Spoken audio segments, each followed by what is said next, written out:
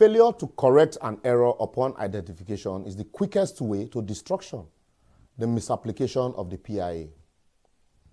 Available record shows that the NNPC recorded 281 billion naira as net revenue to FAAC between January and June 2021, leaving a deficit of 973 billion naira as against the projected revenue of 1.25 trillion for the period. I asked myself, so why then spend 3 trillion on petroleum subsidy despite signing the Petroleum Industry Act? You sure say we're serious at all, so? The only answer you get is incompetence, and gross incompetence.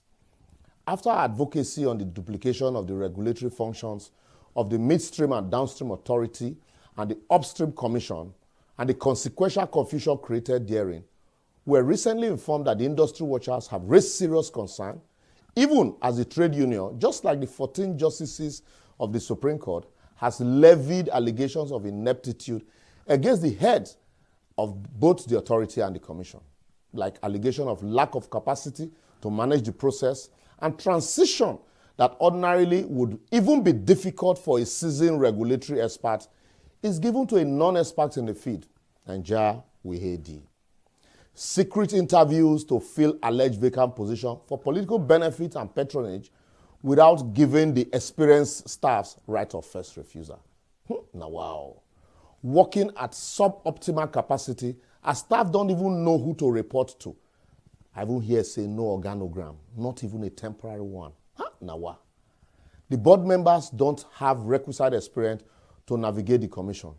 And contrary to the provisions of Section 18.3 of the Act, chief accountant of the commission was a local government employee in Yobe State, even as 50% of the appointees don't have any relevant oil and gas experience, sacrificing competence at the altar of political patronage, which in Nigeria no go destroy, does not exist.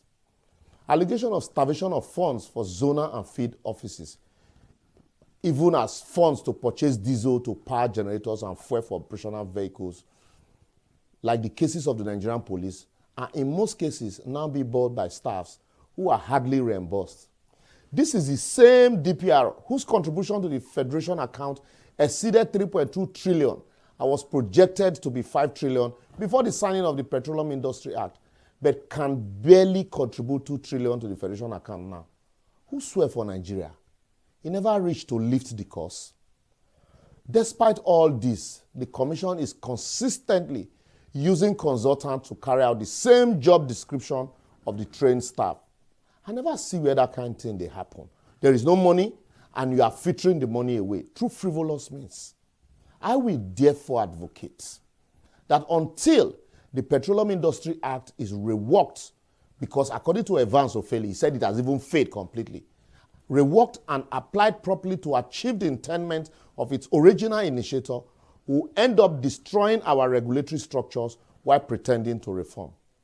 Nigerians need to consistently shine their eyes, as the pains of the destructions of today will be most visible tomorrow when this government would have quit the stage. Remember, just the same way they blame the 16 years of misrule.